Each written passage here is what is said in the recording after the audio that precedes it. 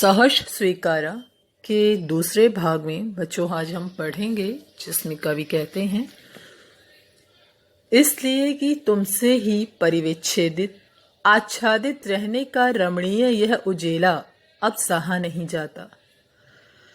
नहीं सहा जाता ममता के बादल की मंडलाती कोमलता, भीतर पिराती है कमजोर और अक्षम अब हो गई है आत्मा यह। छटपटाती छाती की को भवहलता डराती है, बहलाती सहलाती आत्मीयता बर्दाश्त नहीं होती। कविता के पहले भाग में आपने पढ़ा था कि कवि को सब कुछ सहज स्वीकारा है। सब कुछ में क्या? उसकी गरीबी, उसका संघर्ष, पीड़ा, दुख, दर्द। क्यों? क्योंकि वह सभी स्वीकार किए हैं उसकी माँ ने सब कुछ सहज ही स्वीकार कर लिया, इसलिए कवि ने भी इन सब चीज़ों को सहज खुशी के साथ स्वीकार किया है। वह अपनी माँ की विशेषताओं को बताता है। कविता के पहले भाग में वह बताता है किस तरह माँ की हर एक चीज़, जब वो कितना ही दुखी, कितना ही परेशान क्यों ना हो, लेकिन माँ हर समय उसके ऊपर अपनी ममता लुटाती रहती है। वह उसको अनदेखा भी करता है, लेकिन वह कभी भी इस चीज़ को से आहत नहीं होती, बल्कि एक तरह से अपने बच्चे पर के लिए एक तरह आवरण का कार्य करती है। उसे कभी बुरा नहीं लगता। वह कहता भी है, जाने क्या रिश्ता है, जाने क्या नाता है। मतलब जब परछाई भी अपना साथ छोड़ जाए, उस समय भी माँ तुम खड़ी रहती हो, उस समय भी तुम मेरा साथ देती हो। मानो जैसे दिल में एक सोता हो या मीठे पानी का झरना जो कभी सूखता नहीं है, वैसे ही हो तुम। फिर अचानक ही वह कहता है कि मुझे दंड दो। क्यों दंड दो? क्योंकि मैं तुमसे दूर जाना चाहता हूँ। अब दूर वो क्यों जाना चाहता है, इसको इस भाग में, कविता के इस भाग में कवि ने पूरी तरह से व्याख्यायित किया है।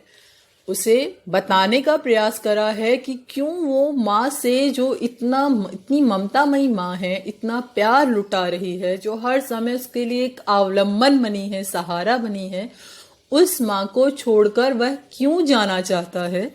यहाँ कवि उस चीज को बता रहे हैं कारण।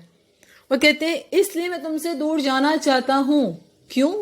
क्योंकि तुमसे ही परिविच्छेदित आच्छादित, यहाँ देखिए तत्सम शब्द हैं जो सीधे संस्कृत से आते हैं, जो थोड़े क्लिष्ट होते हैं उन्हें हम तत्सम शब्द कहते हैं। तत्सम शब्दों का की बहुलता है इस कविता में, इसीलिए कविता थोड़ी सी जटिल है। थोड़ा सा सामान्य बोलने वाले शब्दों का प्रयोग कम है, लेकिन जो एक कह सकते हैं मानक शब्द होते हैं उनका प्रयोग कवि ने अधिकतर किया है।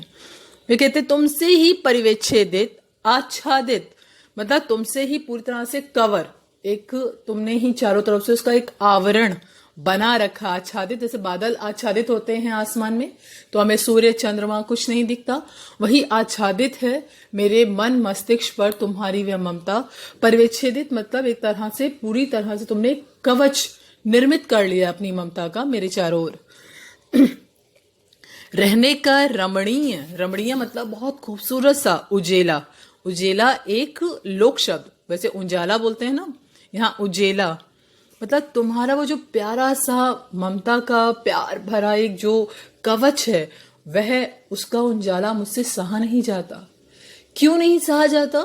वो कहते हैं सहा नहीं जाता, नहीं सहा जाता। इसमें इन्होंने बहुत स्ट्रेस दिया है, बहुत ज्यादा इस पर कह सकते हैं जोर देते हुए बोला है।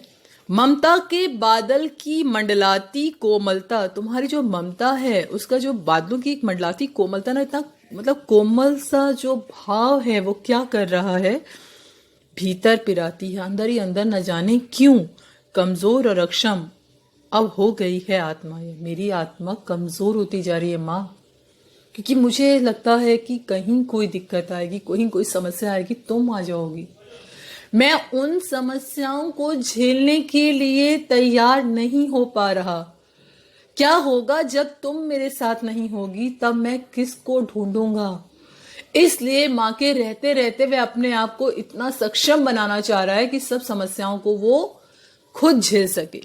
वो कहते हैं कमजोर और अक्षम हो गई है आत्मा, यह मेरी आत्मा कमजोर हो गई है माँ, अक्षम हो गई है।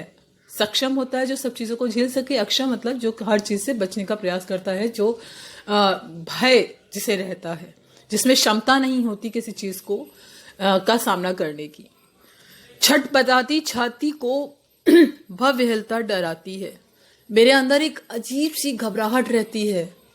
घबराहट यह रहती है, मेरी छाती एकदम कपकपाने लगती है सोच कर कि माँ नहीं होगी तो क्या होगा, किस तरह से मैं इन सब समस्याओं को झेल पाऊंगा।